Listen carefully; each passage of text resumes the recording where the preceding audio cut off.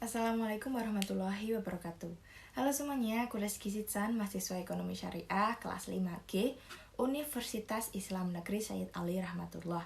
Di sini saya akan sedikit menjelaskan tentang istilah dalam ekonometrika yang terdapat dalam skripsi yang saya analisis milik Aziza Nabila Ayusa Fitri yang berjudul Analisis Pengaruh Kapital, adequacy ratio, dana pihak ketiga, non-performing financing dan giro wajib minimum terhadap financing to deposit rasio Bank BRI Syariah.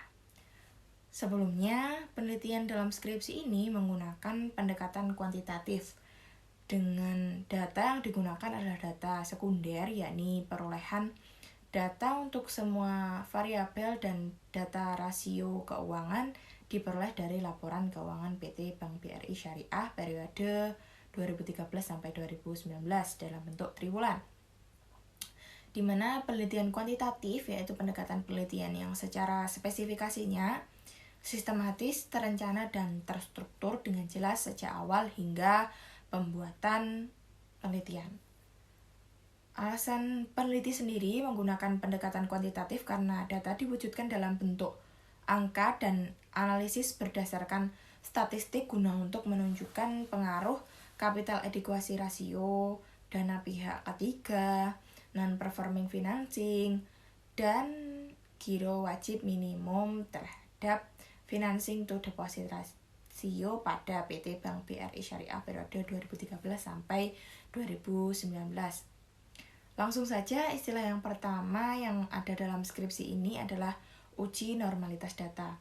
Uji normalitas data adalah uji yang dilakukan dengan tujuan untuk menilai sebaran data pada sebuah kelompok atau data atau variabel apakah selebaran data tersebut berdistribusi normal ataukah tidak.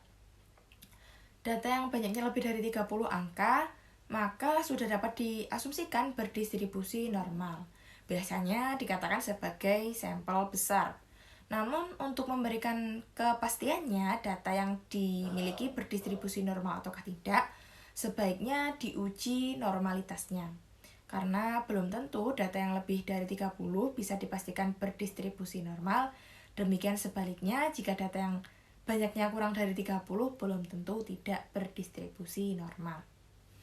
Pendeteksian untuk mengetahui apakah suatu data berdistribusi normal yaitu dengan menggambarkan penyebaran sebuah data melalui grafik. Lalu di dalam skripsi ini menggunakan uji Kolmogorov-Smirnov di mana pedoman dalam pengambilan keputusannya yaitu yang pertama, nilai signifikansi kurang dari 0,05 maka data tidak berdistribusi normal. Yang kedua, nilai signifikansi lebih dari 0,05 maka data berdistribusi normal.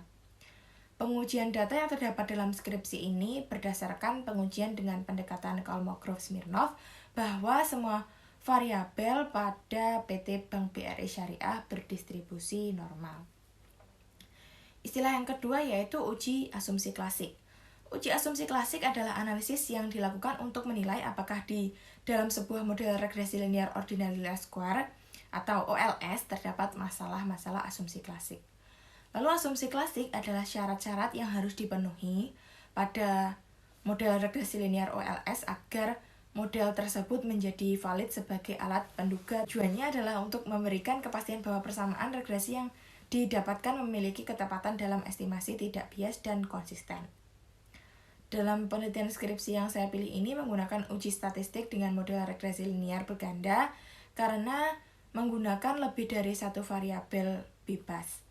Sehingga model regresi linear sendiri bertujuan untuk mengukur kekuatan dua variabel ataupun lebih serta menunjukkan arah hubungan antara variabel independen dengan variabel dependen.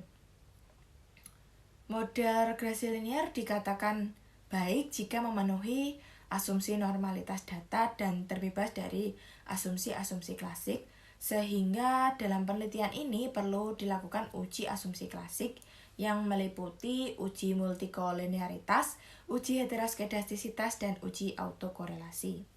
Untuk hasil-hasilnya mungkin ada di dalam tugas yang sudah saya kirimkan kepada Bapak Galih, sehingga mungkin itu saja yang dapat saya sampaikan dalam video kali ini. ada kurangnya saya mohon maaf, karena saya sendiri juga masih harus banyak belajar. Sekian dari saya. Wassalamualaikum warahmatullahi wabarakatuh.